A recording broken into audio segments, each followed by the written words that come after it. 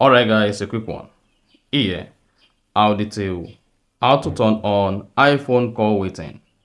So if at the end of this you found this offer informative, please don't forget to like and then subscribe.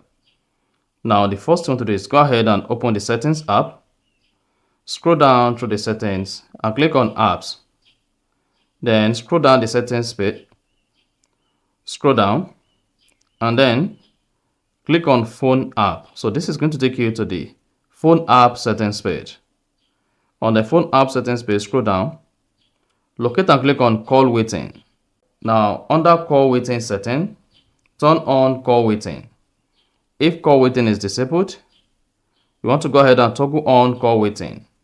And once that is enabled, then you are good. When else you have an incoming call while you're on active call, the call is going to be on the waiting list. So that's exactly how to turn on call waiting on iPhone or how to access iPhone call waiting setting.